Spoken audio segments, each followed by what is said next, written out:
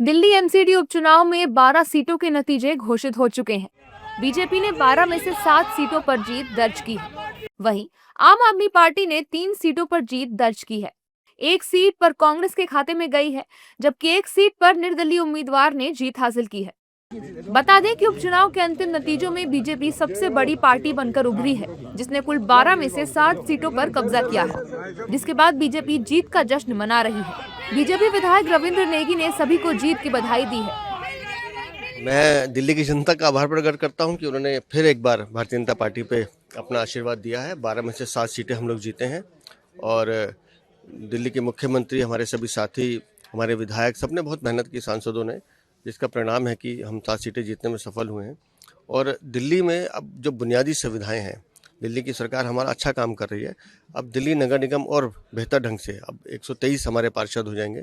सब लोग मिलकर इस दिशा में काम करेंगे कि दिल्ली को बेहतर सुविधाएं मिल पाए। ये जीत संगठन की जीत हुई है। ये जीत उन वोटरों की जीत हुई है जो 9 महीने में, 10 महीने में जो काम देखकर जिन्होंने वोट दिया, रेखा जी के अगुवाई में जो काम चल रहा था। ये जीत उस प्रत्येक कार्यकर्ता की हुई जो घर घर जाके जिसने वोट मांगे।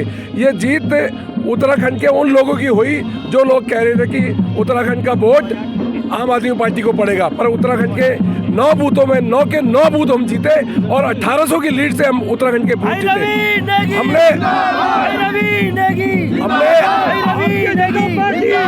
हमने आम आदमी पार्टी की प्रत्याशी को उसके बूथ से हराया। 21, 22, 23 तीनों बूथ से उसको हराया और ये जीत उन सभी सैकड़ों कार्यकर्ताओं को समर्पित है जिन्होंने रात दिन मेहनत करी। कांग्रेस की झोली में एक सीट आई है। बता दें कि संगम विहार ए से कांग्रेस के सुरेश चौधरी ने 3628 मतों से जीत दर्ज की है। वहीं 3 सीटें आम आदमी पार्टी की झोली में गई हैं। जीते हुए प्रत्याशियों ने क्या कुछ कहा, सुनिए। ये जीत हमारे अरविंद केजरीवाल जी की है। ये जीत हमारे विधायक श्री प्रेम चौहान जी की है और मेरे वार्ड की समस्त जनता की जीत है। आज ये जीत हमारी जनता की जीत हुई है। ये दिखा दिया है कि इनको कि आम आदमी पार्टी के साथ केजरीवाल जी को कितना लोग प्यार करते हैं हमारे वार्ड के। तो ये दिखा दिया गया है कि आज ये जीत हमारी आम जनता के को समर्पित करता हूँ मैं कि इन्होंने मुझे जिताया, अरविंद केजरीवाल जी को जिताया। हाँ, खुशी है, बहुत खुशी है हम लोगों को। मेरे संगम रहवासी भाई, आगे मेरे बुजुर्ग नौजवान साथी, माता बहन, सब लोग बाहर खड़े हुए वेट कर गए और उन्हें भी मेरे को तो शुभकामनाएं उन्होंने पहले ही दे दी थी सब लोगों ने।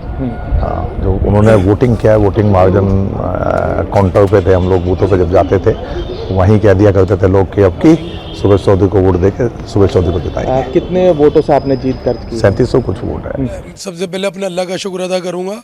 4690 वोटों से हम जीते हैं और ये जीत, ये मेरी जीत नहीं, ये पूरे इलाके की जीत है। ये शुएब इकबाल साहब की जीत है, आले मोहम्मद इकबाल साहब की जीत है, उनके कामों की जीत है ये। और इंशाल्लाह ये जनता का प्यार है जो जनता ने हमें दिया है और आगे भी हम इंशाल्लाह ताला काम करते रहेंगे, काम करते हैं, काम करेंगे इंशाल्लाह। हम तो हर काम में लगे रहते हैं, हर फील्ड में लगे रहते हैं और यही मुद्दे हमारे हैं। हम जनता से जुड़े हुए हैं, हमारा प्यार जनता का हमारे से प्यार रहा है। एमसीडी उपचुनाव में बीजेपी 12 सीटों पर जीतने का दावा कर रही थी। वहीं दूसरी ओर आम आदमी पार्टी ने भी सभी सीटों पर जीतने का दावा किया था। हालांकि चुनाव नतीजों को देखते हुए बीजेपी का 7 सीटों पर जीतना और आपका केवल 3 सीटों पर सिमट कर रह जाना साफ दर्शाता है कि बीजेपी का काम दिल्ली की जनता को पसंद आ रहा है।